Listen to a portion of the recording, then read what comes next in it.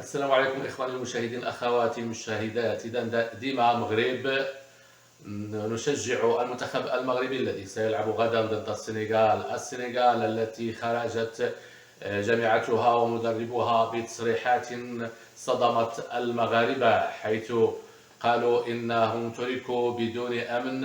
فقط 5 رجال شرطة كانوا يؤمنون وصولهم بالقطار، كما ادعى تصريح السنغالية، وادعى أن الفندق صغير مدرب السنغال. وما يضحك ويجلب السخرية أن هذا المدرب السنغالي الذي كان يحترمه المغاربة ويحترم السنغاليين الإخوة ويفضلونهم في تشجيعاتهم، أشار إلى فكرة غريبة وليست لها علاقة بتاتا بالندوة الصحفية ومقابلة الغد النهائية. قال أن ساديو ماني حرم من الكرة الذهبية من أحسن لاعب، وكان على الكاف أن تختار ساديو ماني بدل حكيمي، يشير إلى وجود كواليس كما يدعون. إذن ننطلق من حافظ دراجي. سبب كل هذه تصريحات حافظ دراجي التي يتابعه فيها صحفي العماري من راديو مارس، الذي ادعى أن المغرب مهيأ ليفوز بكأس إفريقيا، ثم تراجع عن ذلك وقال في آخر تدويناته أننا سنصفق للمغرب إذا فاز لأنه سيفوز بجدار.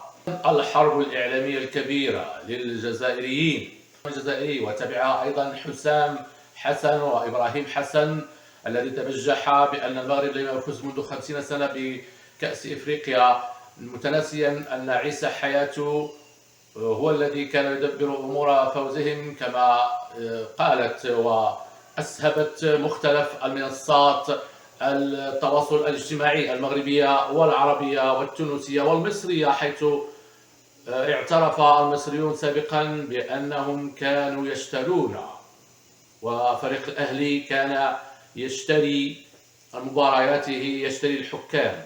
إذا ادعاءات جزائرية تبعتها ادعاءات مصرية. هناك حرب كلامية كبيرة بعد أن شكروا حسام حسن شكر المغرب في التلحاف في البنية التحتية، في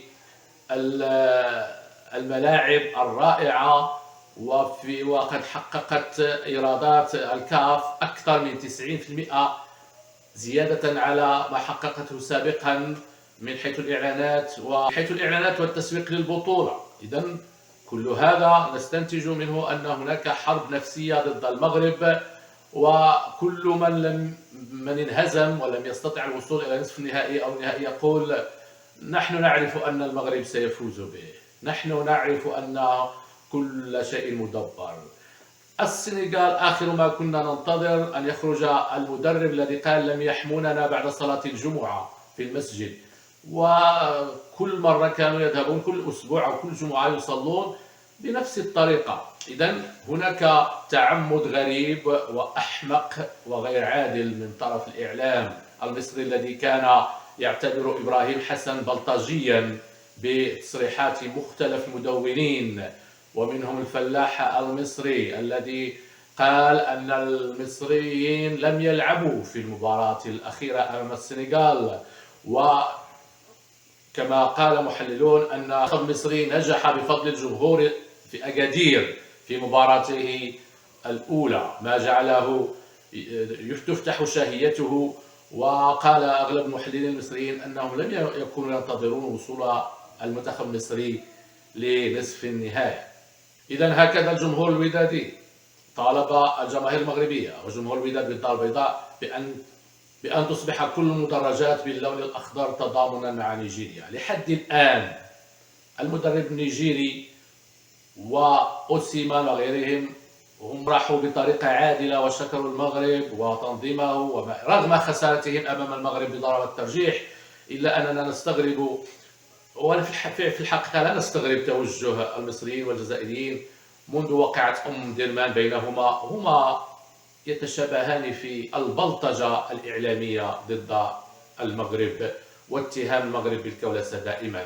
الإخوان يشجعوا المنتخب المغربي بوضع لايك لهذا الفيديو ومشاركته والتعليق على نتيجة المنتخب المصري الآن بعد قليل ضد نيجيريا مع بالي المغاربة على تشجيع المنتخب النيجيري ضدا على تصريحات وسخرية المدرب المصري، سخرية الأهلي المصري والمدرب المصري ضد تاريخ المغرب، رغم أن فوز المصريين ب3 كؤوس سابقة لم يحضرها إلا 3 منتخبات فقط، هي المنتخبات المؤسسة لإفريقيا، ولم تكن هناك قائمة موسعة كما هو الحال اليوم أمام هذه المنافسة. إخواني، لا تنسوا الإعجاب بهذا الفيديو والاشتراك في القناة، ونرجو أن تقولوا في التعليق كم ستكون النتيجة بين مصر ونيجيريا، وأيضا بين المغرب والسنغال غدا، ونلتقي للاحتفال بالفوز إن شاء الله. إلى لقاء آخر.